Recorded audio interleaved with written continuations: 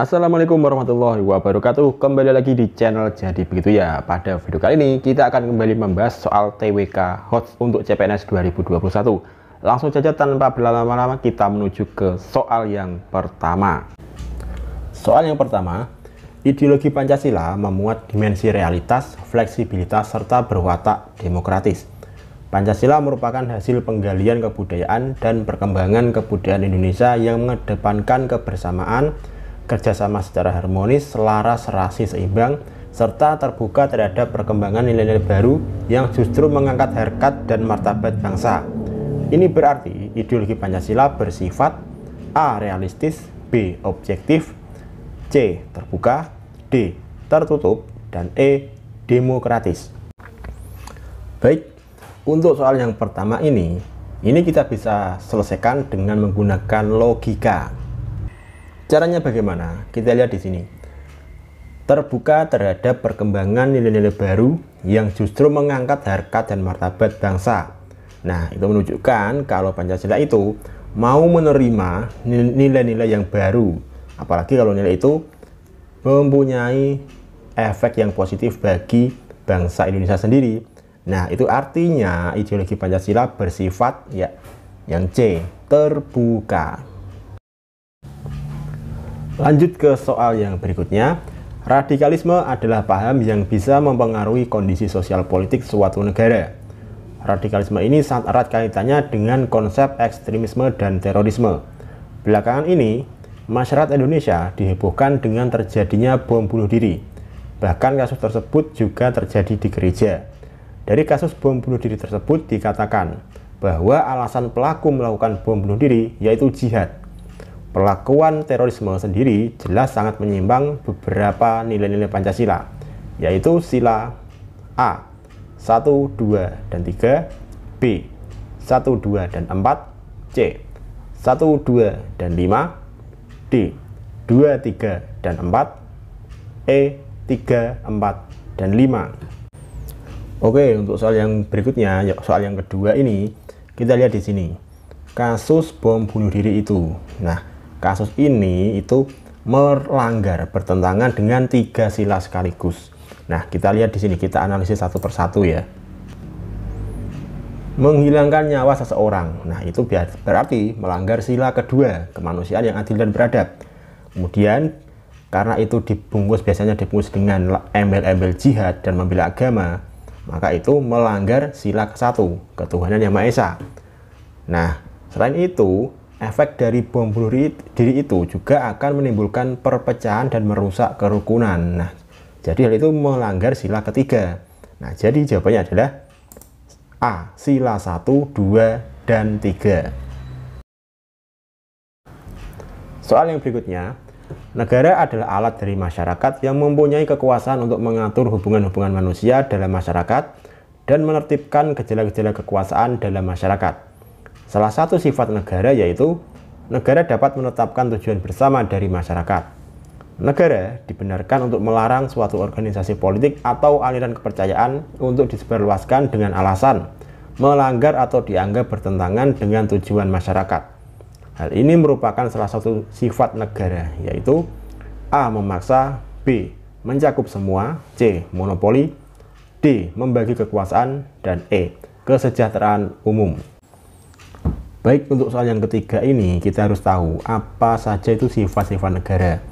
Sifat negara itu ada 3. Yang pertama sifat memaksa, kedua sifat monopoli, dan yang ketiga sifat mencakup semua.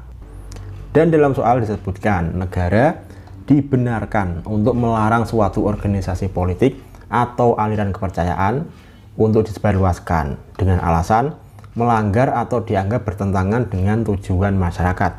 Jadi negara itu boleh melarang suatu organisasi politik selama organisasi itu dianggap bertentangan dengan tujuan masyarakat, dengan tujuan negara. Nah, hal itu sesuai dengan sifat negara yang kedua, yaitu yang sifat monopoli, di mana negara dapat menetapkan tujuan bersama dari masyarakat.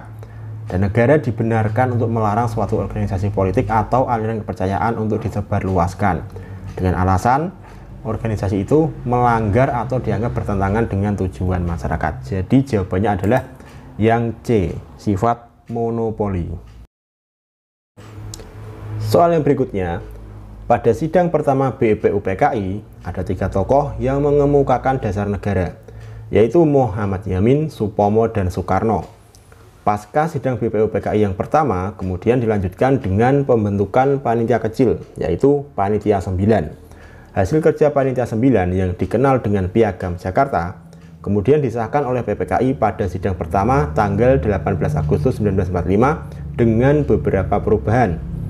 Rumusan dasar negara yang tercantum dalam pembukaan UUD 1945 akhirnya disepakati setelah melalui musyawarah. Hasil musyawarah tersebut menyepakati tentang A. Penghapusan 7 kata setelah ketuhanan. B. Penyesuaian rumusan dasar negara dengan kepribadian bangsa. C. Penambahan sila sesuai masukan tokoh-tokoh Indonesia bagian timur. D. Pengakomodasian pendapat dan masukan tokoh-tokoh Indonesia bagian timur. E. Indonesia perlu dimerdekakan secepatnya karena kekalahan Jepang dalam Perang Dunia II. Baik, untuk soal yang keempat ini, awal mulanya rumusan dasar negara yang tercantum dalam Piagam Jakarta itu ada yang berbunyi ketuhanan dengan menjalankan syariat-syariat Islam bagi pemeluk-pemeluknya. Nah, hal ini itu memberikan peluang bagi saudara dari Indonesia Timur untuk melepaskan diri, sehingga perlu diadakan pendengaran pendapat agar tidak memisahkan diri dari Indonesia. Mengapa begitu? Karena mayoritas saudara kita yang di Indonesia Timur itu beragama non-muslim. Nah, untuk itulah waktu itu perlu dikaji ulang, dimusyawarahkan ulang bagaimana caranya supaya bisa mengakomodasi saudara kita yang ada di Indonesia Timur. Dan akhirnya rumusan dasar negara itu yang kita kenal saat ini sebagai Pancasila itu berhasil disepakati setelah melalui musyawarah, dan hasil musyawarahnya itu menyepakati tentang D. Pengakomodasian pendapat dan masukan tokoh-tokoh Indonesia bagian timur. Soal berikutnya, 9 Februari adalah Hari Pers Nasional, tapi tidak satupun peringatan yang diadakan oleh pemerintah. Tidak sampai di situ, bahwa banyak kalangan sekarang yang tidak mengetahui tentang sejarah pers nasional. Padahal pada zaman perjuangan dulu, pers memainkan peranan yang sangat penting dan ikut andil dalam setiap pergerakan bangsa. Pada zaman revolusi, pers nasional mempunyai andil yang besar bagi perjuangan menegakkan kemerdekaan dengan cara A. Memberikan informasi tentang kelemahan musuh. B. Menyebarluaskan tentang kebohongan musuh. C. Mengumumkan orang-orang yang menjadi antek-antek Belanda. D. Meyakinkan negara-negara lain tentang tujuan perjuangan. Dan E. Mengadakan perjuangan masyarakat ke arah sasaran yang dituju. Baik, untuk soal yang kelima ini, pers pada zaman perjuangan, pada zaman dulu itu, dia itu ikut serta dalam menyebarkan cita-cita mencapai kemerdekaan bagi bangsa kita, bangsa Indonesia. Nah, pers juga ikut pula membangkitkan semangat perjuangan agar bangsa bangkit dan menentang segala bentuk penjajahan. Kemudian selain itu, pers di masa perjuangan juga tidak henti-hentinya menyerukan agar rakyat Indonesia bangkit dan bersatu padu untuk menghadapi imperialisme, kolonialisme, dan kapitalisme Belanda. Nah, itulah tadi bagaimana bentuk perjuangan pers pada zaman revolusi dulu. Nah, dari situ bisa kita simpulkan opsi A, B, C, dan D ini semuanya salah. Jadi yang paling tepat adalah yang E, mengadakan perjuangan masyarakat ke arah sasaran yang dituju. Dengan cara apa? Dengan cara menyebarkan cita-cita kemerdekaan, dengan membangkitkan semangat perjuangan bangsa, dan juga dengan menyeru agar rakyat Indonesia bangkit dan bersatu padu untuk menghadapi imperialisme, kolonialisme, dan kapitalisme dari Belanda. Soal berikutnya, lembaga tinggi negara yang ada di Indonesia terdiri dari 3 lembaga, yakni eksekutif sebagai pelaksana undang-undang, legislatif atau pembuat UU, dan yudikatif pengawasan terhadap UU.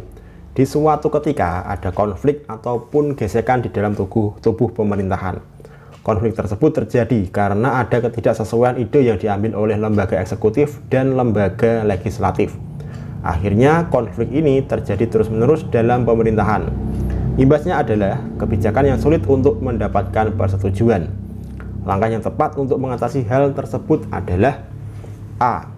Meminta mediasi dengan bantuan MA karena terjadi perselisihan antar lembaga. B. Meminta mediasi dengan bantuan MK karena ini adalah tugas dan fungsi dari MK. C. MK merespon konflik dua lembaga tinggi negara sebab fungsi pokok MK adalah menyelesaikan konflik dua lembaga tinggi negara. D. MK merespon konflik tersebut dan memberikan keputusan seadil-adilnya. Dan E. MK dan MA bersama-sama mengadili dua lembaga negara dan memberikan putusan yang berimbang dan sesuai aturan yang berlaku. Baik, untuk soal yang ke-6 ini, jawabannya adalah MK langsung merespon konflik dua lembaga tinggi negara sebab fungsi pokok MK adalah menyelesaikan konflik dua lembaga tinggi negara. Ini adalah soal hafalan sekaligus pemahaman ya. Dan di dalam pasal 24C ayat 1, kewenangan MK itu salah satunya adalah memutus sengketa kewenangan lembaga negara yang kewenangannya diberikan oleh UUD 1945. Jadi ketika ada lembaga negara yang bersengketa, maka MK lah yang berwenang untuk memutuskan sengketa itu.